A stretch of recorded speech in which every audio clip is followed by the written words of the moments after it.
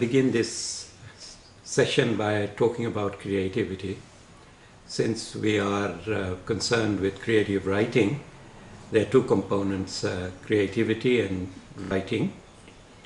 We'll be talking a great deal about writing throughout the various sessions. Today, let's focus on the notion of creativity. We do not wish to make this series too theoretical because we want to give you instructions on how to write. Nonetheless, it is important for you to understand the basic philosophy behind the series. And the important philosophy behind the series is that we believe that through writing, through employing your creativity, you can learn a lot about yourself. Through creativity and through writing, you can realize yourself, find out who you are. In a way, writing can be an instrument of exploring yourself and your values and your idea of what life should be. We all want to make some contribution to our community, and writing is a way of making some contribution to the people that we live amongst, to whom we belong. And if writing that you do is good, it is able to make some impact, you bring nobility to your community. Of course, we all want to change the world in some way or the other. Writing is one of the ways in which we can bring about some change in people's attitude and thinking. The least we can do, of course, is to give pleasure through our writing, create enjoyment. So creativity is something very important to us, and we should understand as fully as possible the notion of creativity. Now, creativity is a gift. It is something that the Creator has given us. One of the attributes of the Creator is that He creates, He makes things. He makes things out of nothing. And that attribute has been passed on to us. We too can make things out of nothing through our creativity, through our ability to imagine things, to use words in our case, because we are writing, use words in a creative way and create something which we imagine, which was not there before. So creativity is a great power, is a great gift that we are given. Just like we're given with the gift of using language, the gift of storytelling, the same way we are given with the great gift of creativity. We all are creative. We all have creative gifts. Every human being has some kind of creative ability, whether we write or paint or create music. There are so many things that we can do with creativity, and it is a very valuable gift. And there is a general agreement among people from all walks of life that creativity is valuable for human life. It is valuable for society. It is valuable for our community. And there is a general consensus, whether you come from a religious background or from a business background, you're a teacher, any walk of life, we all value creativity. And fortunately, it's a gift that we all have. Now, you just have to observe children playing. When you observe children playing, you see that they're always interested in making things. They make things out of little things that they are given. They like to make new things. They like to make original things.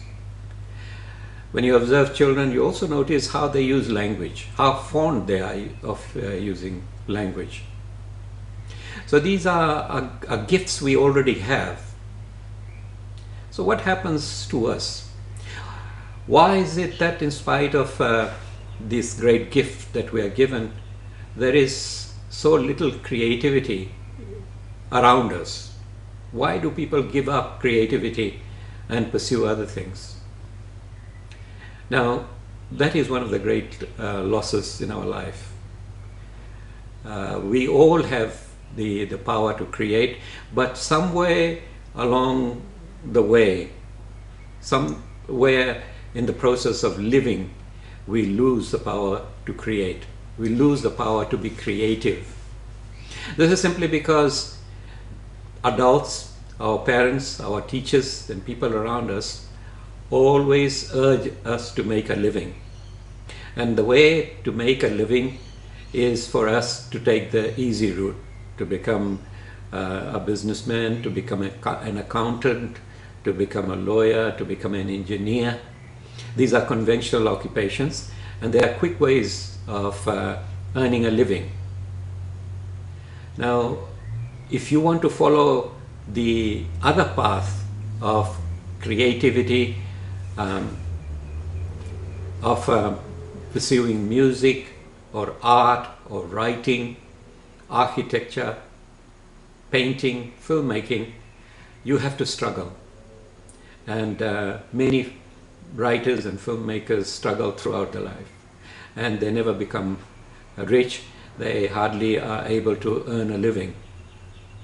It is simply because the value we give to these things. We value those people who follow the conventional path and earn a living and create the easy thing for adults, because life is made easier if you follow the conventional path. The unconventional path is always very difficult. And what we are proposing to do is to bring creativity back to life, to place emphasis on creativity. It is because we do not have enough creativity, because we do not use our imagination properly. We have many problems we are not able to solve. There are problems in society that we can resolve. We can find solutions if we use creativity, if we use our imagination. And it is precisely because we don't use our imagination, we don't use creativity, these problems remain unresolved.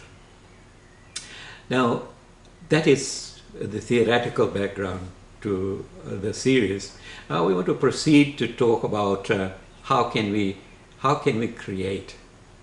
Now, we can learn a great deal about writing, about creating, from nature itself. We just have to observe nature, how nature creates. Nature creates through a seed. A seed becomes a plant, and plant grows and prospers and bears fruit. In the same way, writing, in the same way, literature, in the same way, books, they begin with a seed. And we had suggested in previous sessions that you can find this seed for writing everywhere. You can find the seed in your oral tradition, in your myths, in your legends, in your folk tales. You can find the seed in your reading. You can find the seed in the newspapers, the reports of accidents or incidents or stories. You can find this in anecdotes that people tell you. You can find this by listening to gossips that people make. You can find this everywhere. The material for writing is everywhere in daily life. What you have to do is to be observant and to look for those seeds that appeal to you so that you can use that seed for your writing. Now, what I propose to do in the subsequent session is to see how in my own writing I use particular kinds of seeds in order to create fully developed short stories. The short story that I want to discuss in the next session is called Gamaliel's Woman, and I will demonstrate to you how I begin with a seed and develop that into a relatively complex short story. So in the next session, read Gamaliel's Woman, and I will discuss the creative process that went into making that story.